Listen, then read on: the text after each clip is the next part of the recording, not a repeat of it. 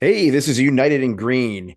We're on episode 4 of season 2. I think we had some talk about which episode it actually was last week. Um when uh when we were talking to Sam Minton from the Blazing Musket, but I'm pretty sure this is episode 4. um Tonight we have a special guest, but before we talk to him, we're going to I by default, I guess Will is our returning champion. Returning back to the world of podcasting after a week off. Will, how you doing, buddy? Great. The spring has sprung. We've got another 2 hours of sunlight. I feel like I have my life back right now. I'll tell you what. Dude, I'm stuck inside all day at the hospital, and I have no windows. I'm in the operating room, so I have no windows. And it really sucked to hear people coming in going, yeah, it's beautiful outside. It's sunny, it's 50, it's beautiful. And I was like, shit, man, I can't get outside. But and then I got stuck in a meeting until like 6 o'clock, which sucked even worse. But I got to drive home in the nice sunlight with the the spring ahead time change, so that was great too. But since last week, nothing really special has happened to me, man, other than the fact that we do have a new partner, which we'll get to a little bit later. Yes, we um will. yeah, but until then, let's introduce our very special guest. This is Tyler from the Crane Kicks Lex podcast. Now their podcast follows the club that we're going to be playing on Tuesday in the U.S. Open Cup. First U.S. Open Cup, I think, for each club. Um, Being that we have kind of a similar trajectory going on with our clubs, but yes, let's introduce Tyler. How you doing? Good man. I know there's a lot of pressure saying very special guest. Now I'm kind of like, oh man, what if I don't hold up? But I'm doing great. I hate time change, but I love the extra daylight. I coach middle school soccer, and so it's been nice having some more daylight instead of, the sun setting on us. And in Kentucky, we've had a little bit more nice weather. Like today at practice was phenomenal versus the last month and a half where it's been cold and rainy, and every day I come home frozen and soggy.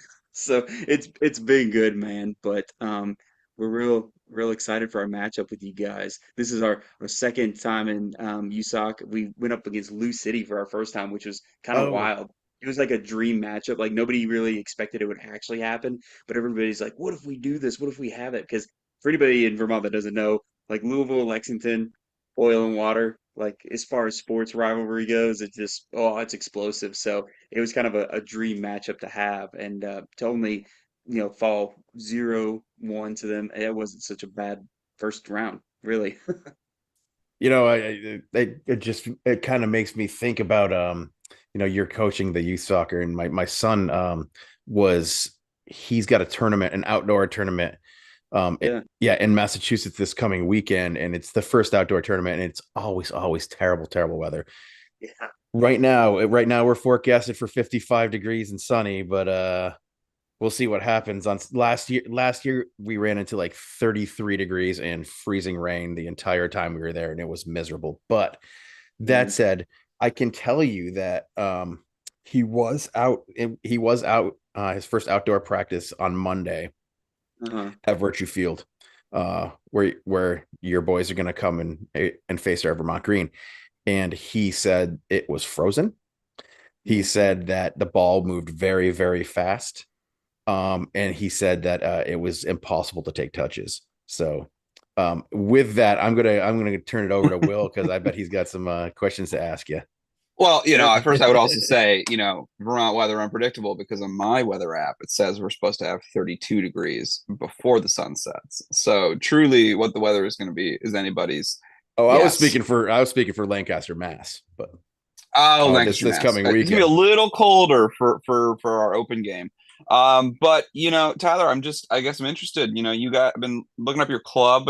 Looks like you're young like us. Been around for a full season, the USL one, which is of course a lot longer than our USL two teams.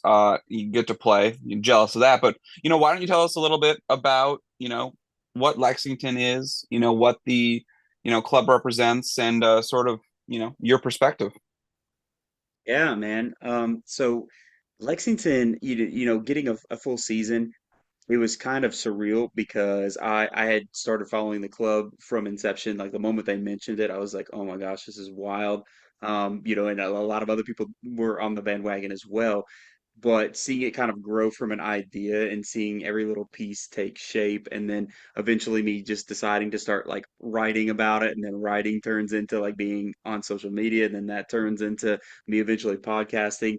It was kind of a wild ride, and now like I look back and I'm like, wow, it's just like a flash. But with the club, it was exciting to see us finally get a pro level team here, especially for something like soccer. That's the number one sport. I'm a big American football guy. I love hockey, but soccer has always had my heart. That's my passion. And Mhm. thinking about having this here I have two young sons, and so being able to go to games with them and my wife and my friends and just be immersed in that. I mean, you guys know you guys have an amazing atmosphere at your stadium. It's great. I love seeing the little updates about your attendance, how you're just blasting, through ticket sales. So it's been a wild ride seeing everything grow. And then we've kind of entered into this weird phase of you're putting all the starting pieces into place, and everybody's the first.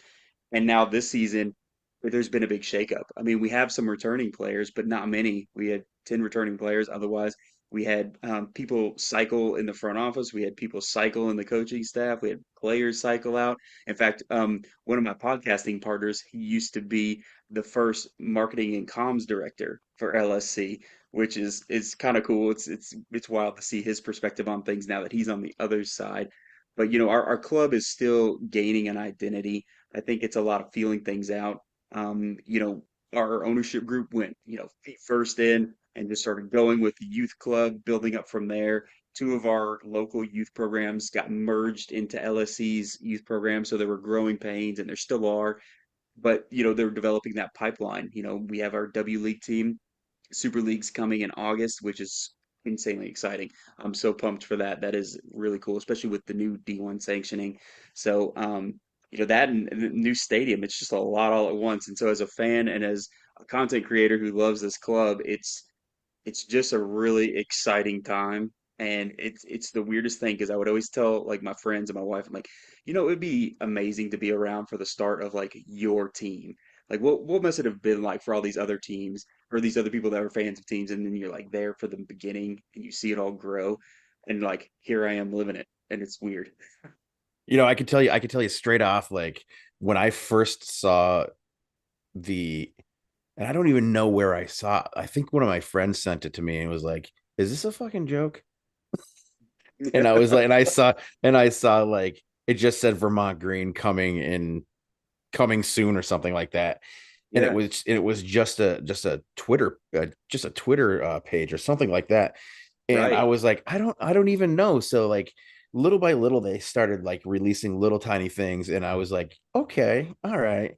And then you could Yeah, get like a sticker packet, and then you could buy then all of a sudden it just popped up, and like everything came to life. It like bloomed. It was like a flower. Like you didn't know what it was going to be, and then it just bloomed.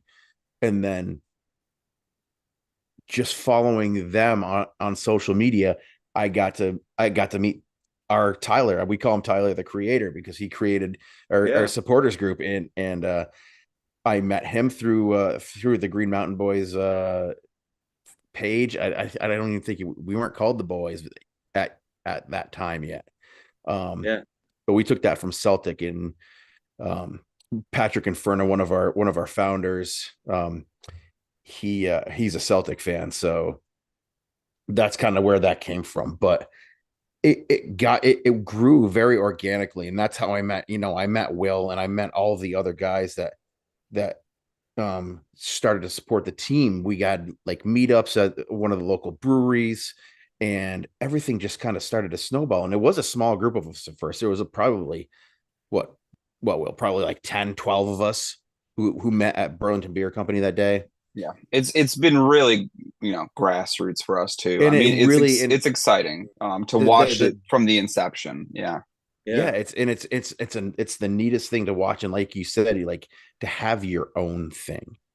right? And Yes. so when that day came where we had our first match, um, and we all met in the parking lot, and the ownership group was nice enough to, well, we call them the founders, but like when they were nice enough to give us the space to have like a little tailgate for the supporters group, Yeah. and it caught on, and now like you see like through the first two seasons it grew and grew and grew, and the way that we chant and with the, you know, the way that we cheer, and you'll probably see it on the stream because I know you guys aren't going to be able to make it, but Right. um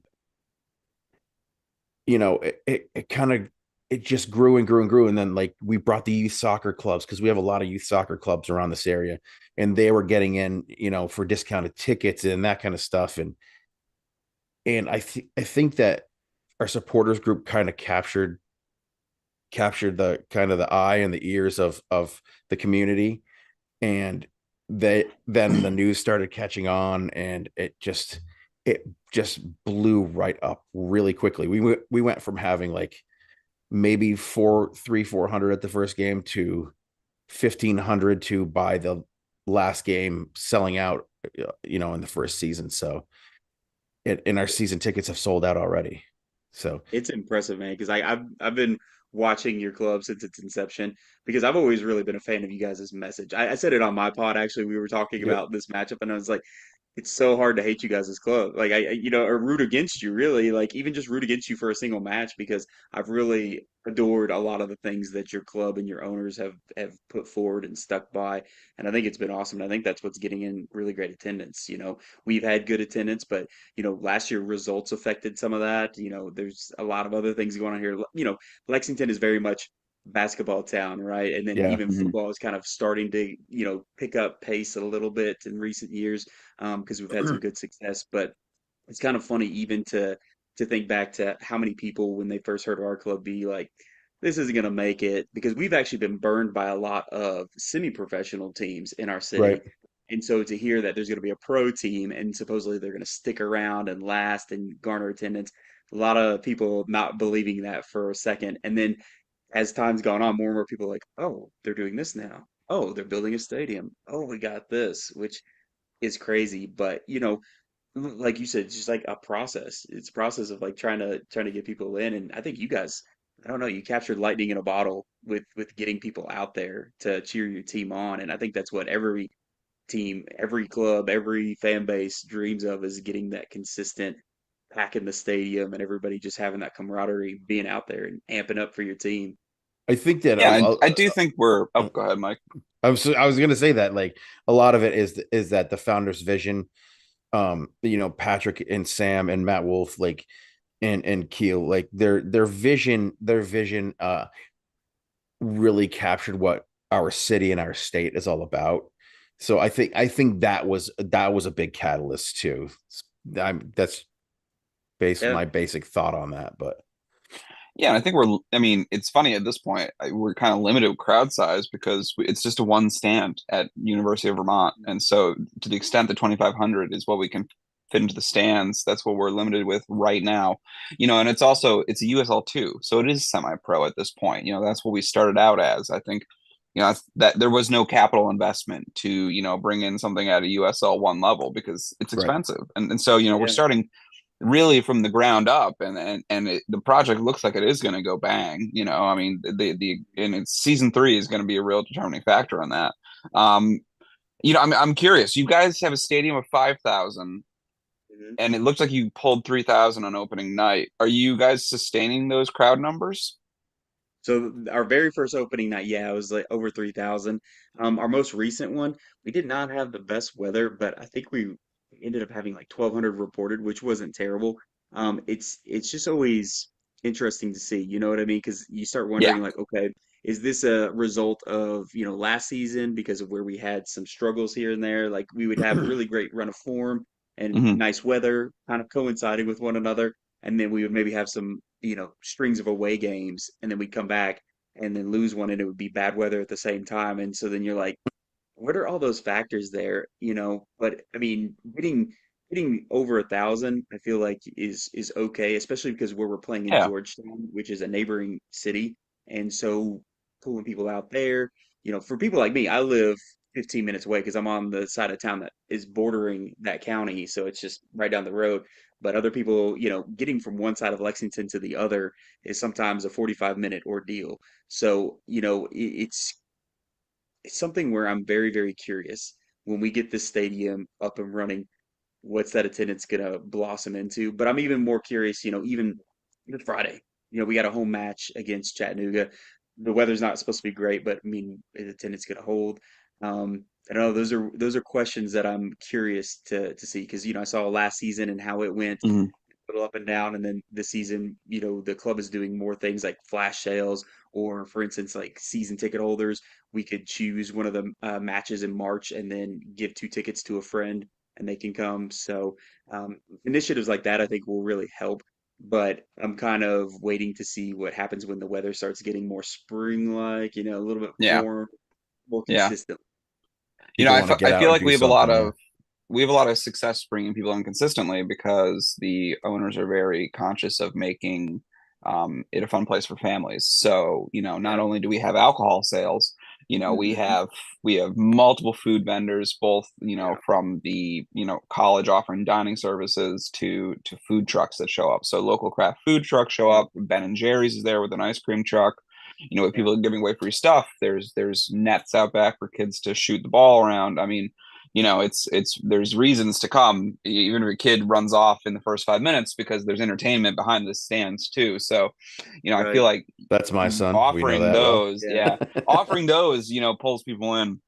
The other thing I wanted to mention because you brought up Louisville earlier, and then Mike brought up Matt Wolf, is that one of our owners, Matt Wolf, has designed a lot of kits. He designed our badge. Yeah. He's designed some of your rivals' badges too because he designed Yes. Louisville City, Racing Louisville, and one Knoxville. So I'm sure you've seen his work plenty of time. Oh And yeah. we're really blessed to have him because he just pumps out just the best kits and merch. I mean, He's it's such awesome. a we're constantly burning money on merch for this club because of what they put out. So I it mean, you helps, guys' stuff is clean. I love your badge. I've been a fan of your kits. Like, I feel like I'm just on here as like a Vermont plant or something, but I swear, like I've always been like these things. You guys have just that vibe, with your everything, everything. I always look at it, and I've told my wife many times, like I would love to go up to Vermont, and it's so funny because whenever they announced we were playing you guys, I was like, if only we could get up there, but we couldn't get Hmm. off work, and then of course the travel costs. So I was like, man, what more perfect time would there have been? But I'm still gonna come up at some point because I just really like what's going on up there. Yeah, yeah. You're always welcome up here. Let's get into the football a little bit. Because you guys have started your season. You had a preseason. What do you Yeah. expect? What do you expect the squad to look like that's going to travel? Do you think they're going to bring like their A squad? Because I know, like you said, you gotta get a game on Friday, so like Yeah. that's a kind of a short turnaround. Um, and we can get into why kind of that is a short turnaround and how MLS mess with that. Um, but having that idea of like you already know your players, right? We don't know who our players even are, Yeah. and even though like the few of us on this podcast are you know in contact with the owners, they don't give that stuff away. Mhm. Um, there are a few players who we know who have talked in the media and stuff that are going to be playing, but like knowing your players right now, who do you think are going to be there? Do you expect that first team to be there? See, that's a little bit of a tricky question to be honest with you, because the players that we retained are basically our first team players. Hmm. And then the players we brought in are kind of like they view it as another first team. They view everybody as pretty much interchangeable. We do have a few young guys still Hmm. that we either kept, Kimball Jackson, we kept him. He featured in a couple games last year and he did really good. It wasn't towards till the end of the season that he was out there on the field, but he did awesome. He's one of our fullbacks. He scored a goal in one of his games that he featured in. So he's one of our younger guys. We have Anthony Patty that we just brought in. It's potential that, maybe he's out there. I don't know. Eric Seja Gonzalez, he ended up earning a starting spot last year. He's another young guy. But I don't know that it'll just be young guys featured in this matchup with you guys, honestly, because every single one of these guys has been part of the first team at some point, unless they're a new player. And some of them we haven't seen yet for a variety of reasons. So I really don't even know with some of our guys if they're going to be available because few people were left off of the 18 in our last match that I would have normally assumed would have been a lock, but I have no idea what situation kept them out of the 18. I doubt it's anything, super serious. At least I hope not. But I am very curious about that because if some of those players are available, wouldn't surprise me if they get a chance to feature. If they don't feature on Friday, um, yeah, honestly, I'm not trying to throw you guys off, but your guess is as good as mine because we really do have a team that we've built this year where, I try to do a little fun predict the starting lineup and formation with my fellow podcasters, Kyle and Dylan. I even was asking other LSC fans, like, who do you think we're going to see? What do you think we're going to see out of the formation? Different answers. It was different answers from everybody because we have such a solid group that we put together, and then you got to consider like chemistry, like who's building chemistry quick, versus, taking the old and the new and merging those together. So, I'm even curious to see what we do against Chattanooga because I don't even know that it'll look the same as what we put out on the field against NoCo.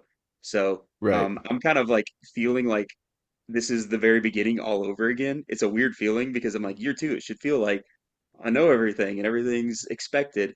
And it doesn't feel like that at all just because of that high turnover and this new look with a new coach.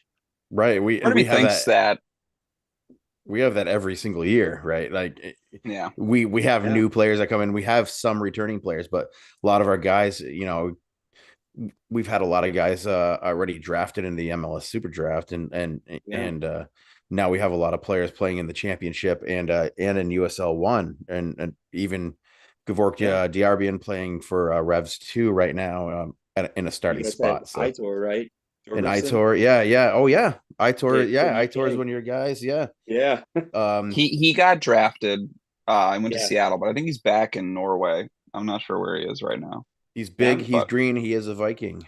he was he was very good for us. I feel Oh like man, it was a disjointed first season, and he had to leave early because we yep, had a mm, problem with, not a problem per se, but we had there was a disconnect between players that had to leave during the middle of the season to for return to college college. So we commitments basically had yeah, two teams the first season. It was the guys that were there, and then the guys we were left with after the first team players got called, right. back to college. So it was interesting.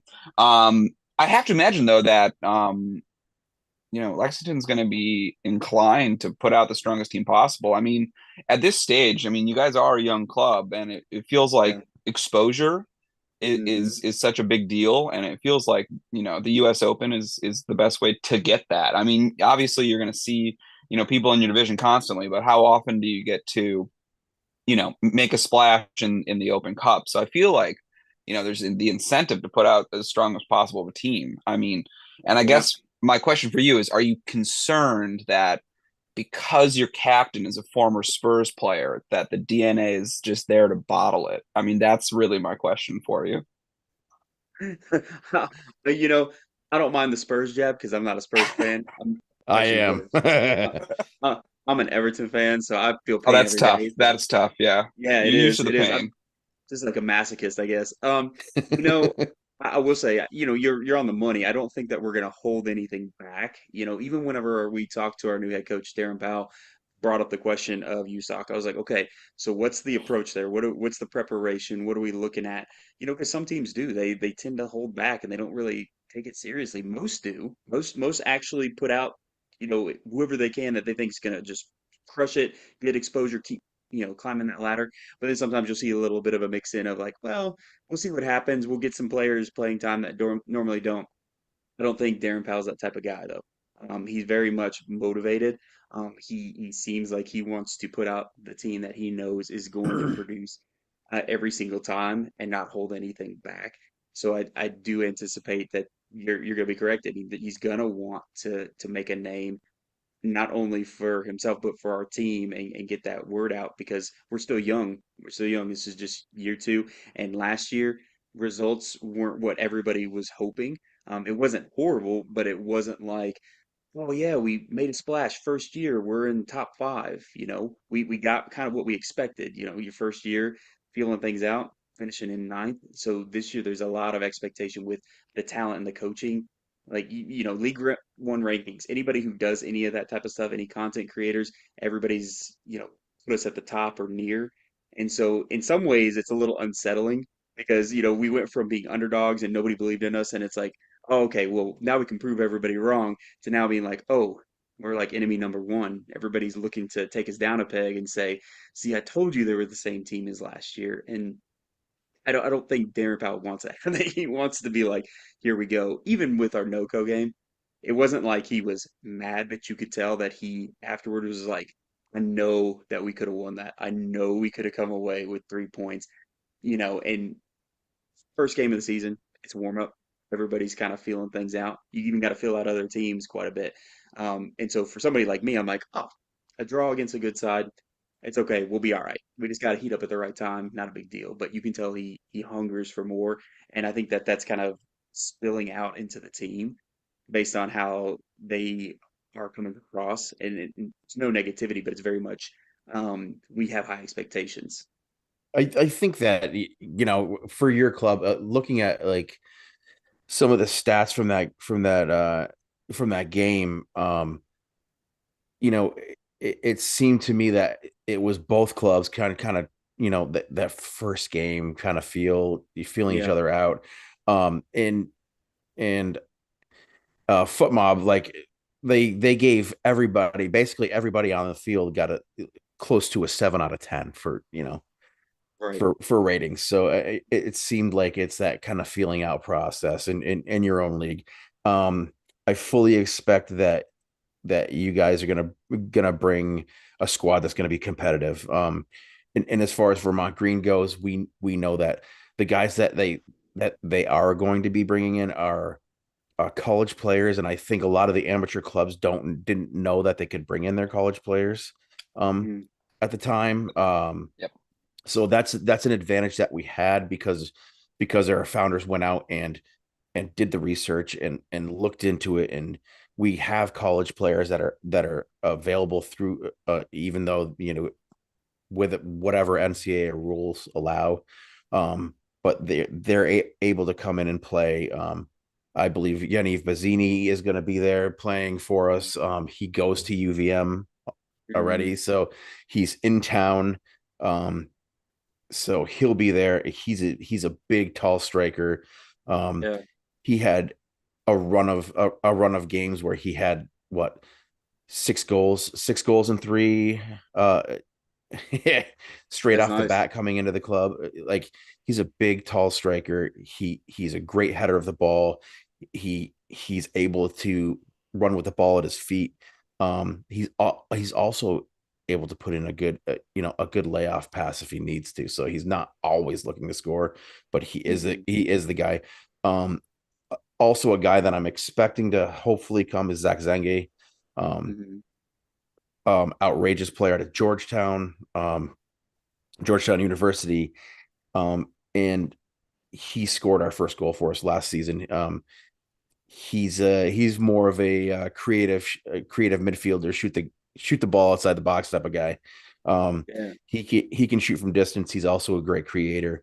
But I think the biggest name that we're expecting to see is Musa Ndai, and Mhm. hopefully he's able to be there for us. That man, I called him a number of times. I called him the straw that stirs the drink because he played defensive midfield for us. He was a rock with Nate Jones in the Mhm. back in our center back pairing. I think that, like, not necessarily knowing who's going to be there this coming week is fun, but it's also Yeah. stressful for fans like us who kind of live and die with our club. And even as the season is ending, we're looking forward as the Green Mountain Boys to to that next season. What's that going to bring? And we're already preparing, for what we're going to do as fans to get everybody engaged and get the players engaged on the field. So um, Right. I'm hoping that, like, Adam Pfeiffer is he's just been named sporting director. He's been our coach for the past 2 seasons. He's also a sporting director. He's learned how to recruit very well. He's learned how to recruit those kids who are able to stay the Yeah. entire season, Hmm. um, which was well alluded to the fact that we lost a lot of those players in that first season. He's figured out that kind of the way to kind of navigate that. But the same way that your coach goes out and he won't compromise his tactics, he won't compromise his way of playing.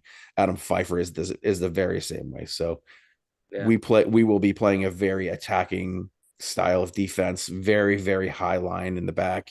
Um, and we will rely on our center backs to be able to track back and defend if a club wants to, pop the ball over the top and just play low block and counter like we know Western Mass Pioneers and Seacoast United do. Um, Hmm. Sea Ghost United, I should say. So yeah, and Western Mass Pioneers and Seacoast are sort of our arch rivals in the USL2 division that we're in. They're Yeah. kind of the other two competitive clubs in the league because USL2 is such a, you know, random assortment of quality in clubs. And so Right. there are some clubs in our league which we can comfortably say we're going to smash.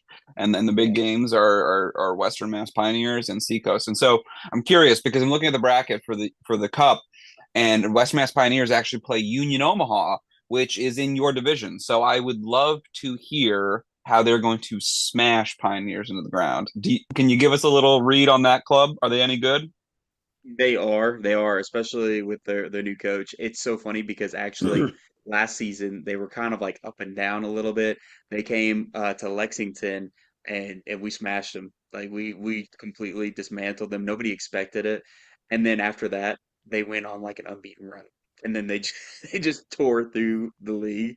So it's the weirdest thing. But this year same coach. They've revamped some players. Some left, some came back. They are still a good side. I mean, aside from us, they're the other team that's ranked. If people aren't choosing us as number one, they're choosing them as number one. I will tell you guys that. So it's kind of like a 1-2 situation. I haven't seen too many people rate them much lower than that top two. So Mhm. I would expect a pretty strong challenge coming from Union Omaha. You know, Western Mass, I know that they've got some good players, Tomas Dubin. I know of him. I've watched some of his film and stuff. But I think Omaha has a pretty good fighting chance to deliver for you guys. Not gonna lie. Yeah. I mean, I don't hold too much against Western Mass. Their fans, we did an away day last year and their fans were great. Um, their stadium is it's super super old stadium.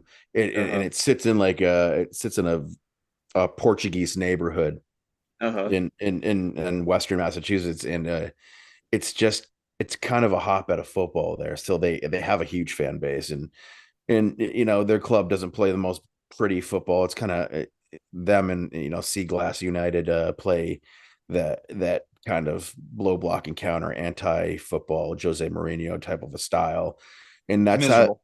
it's Yeah. miserable, and that's how they but that's how they win. Yeah. Uh-huh. They let teams attack them and then they just pop the ball over the top to a couple of fast guys that they have on their team. So Hmm. we at Vermont Green like a strong midfield, Hmm. strong defensive base, and full on attack, and Yeah.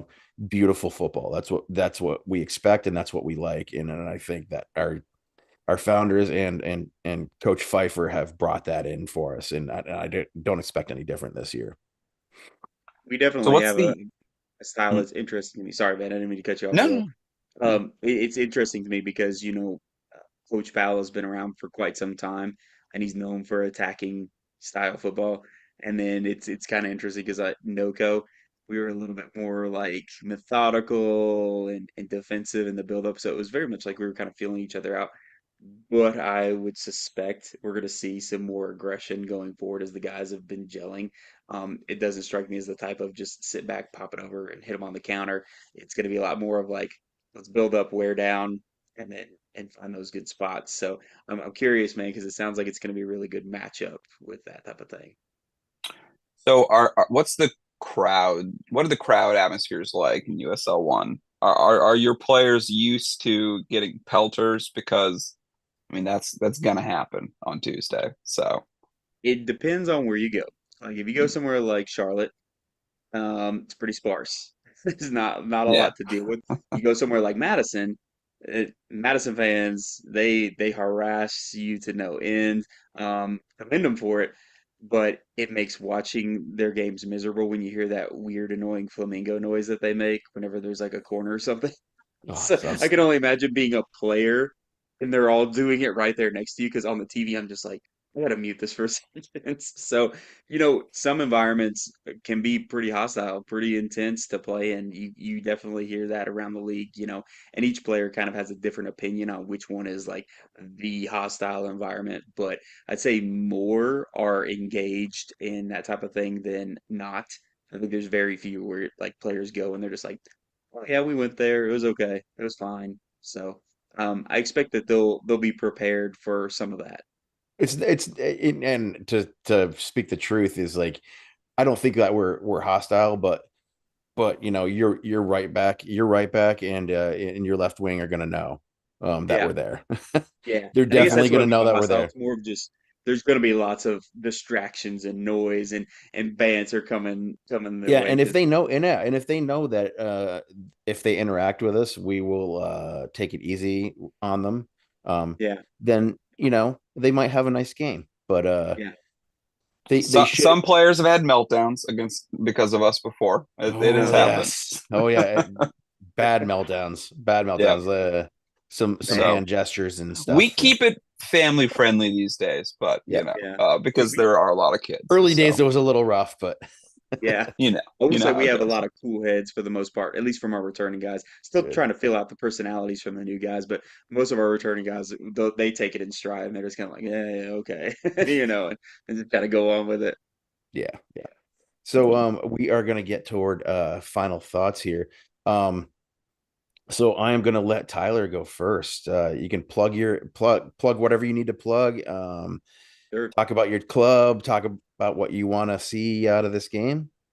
Anything. Yeah, absolutely. So I guess I'll just say, I got to reiterate, I'm super excited for this matchup. It's going to be a game where obviously I want us to win, but if it were to go the other way, it's not like I'd be super mad. You know what I mean? It's just like, I feel like you guys are a really good model of what a club should be in its community. And I think that you guys just haven't even reached your heights yet. It's kind of crazy to see a USL2 team outpace a lot of USL1 teams as far as environments or ownership engagement or just initiatives that matter beyond the pitch.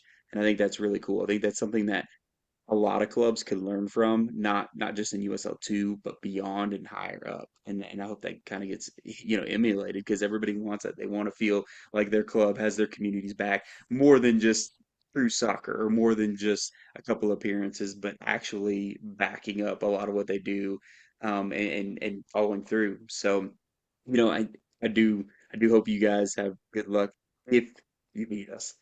I'm gonna still say I hope you don't. I'm gonna say I hope you don't. But if you do, I'll be cheering you on. But everybody out here, you might not even know or care about LSC beyond this point. But if you need a USL1 club to root for, we're up and coming. We're green, so you don't have to change color schemes. You just can kind of transition. Forget about Greenville. I know you guys got Jacob Lavovitz coming in, but just push Greenville out of your mind. But it'd be an easy transition because we love our club and we're trying to build a passionate fan base just like you guys are, and we want to see success not just necessarily in the form of trophies, but we want to see that this is like a lasting thing that everybody in our city is proud of and gets behind, and it's not just a fleeting thought for people. We want that football, that soccer culture, um, and I think it's gonna come. But I love it. Awesome. That's some great final thoughts right there. I love that. Willie, how about you, buddy?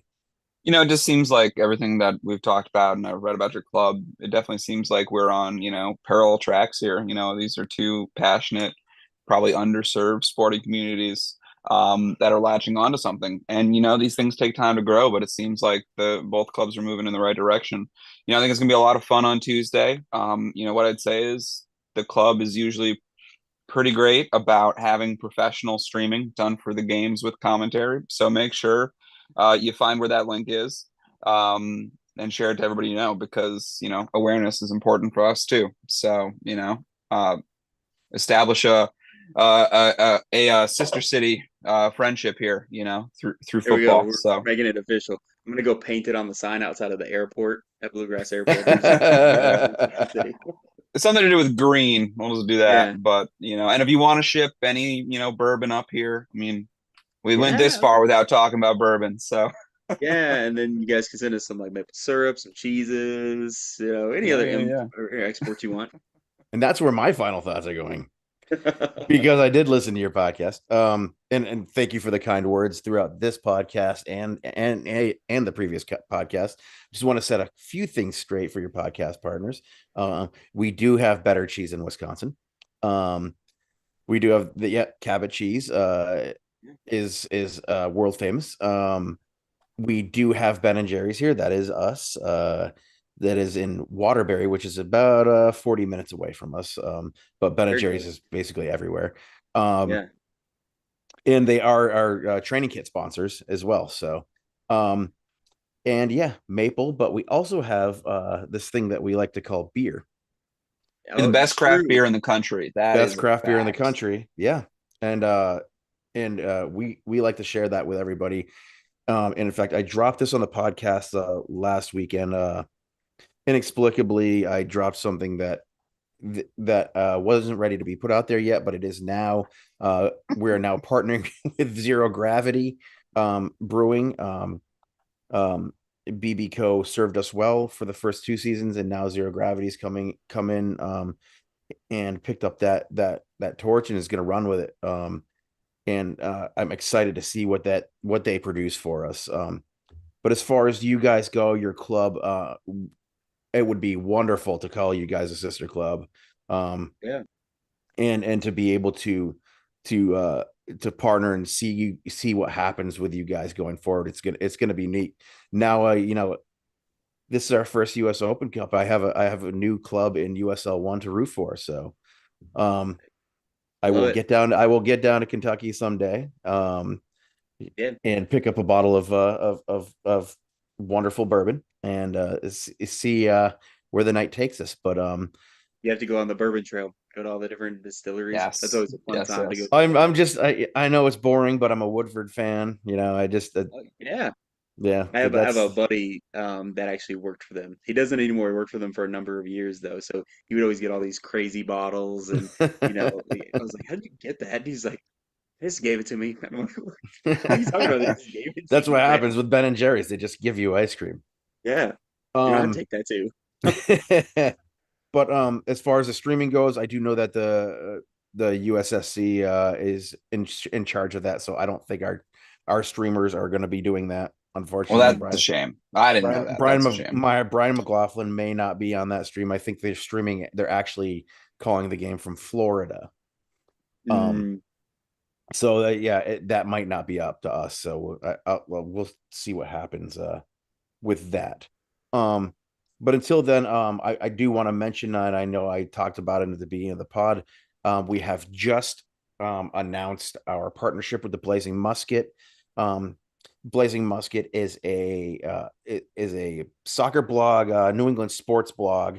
They cover the New England Revolution. They cover Hartford Athletic, our Vermont Green, and they cover now Rhode Island FC, the USL Championship team. Um, and our good friend Sam Minton has helped us with that partnership. So I want to say to them, thank you very much for that. We're going to be having some more professional streams going forward, a little more content coming at you through this partnership.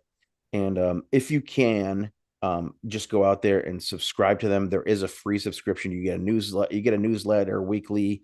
You get some great articles about the Revs, about all the other clubs that I mentioned, and especially our Vermont Green. Sam's going to be there to cover the action on Tuesday. So they also have a paid tier as well, which gets you a little more of the excitement coming out of the Blazing Musket.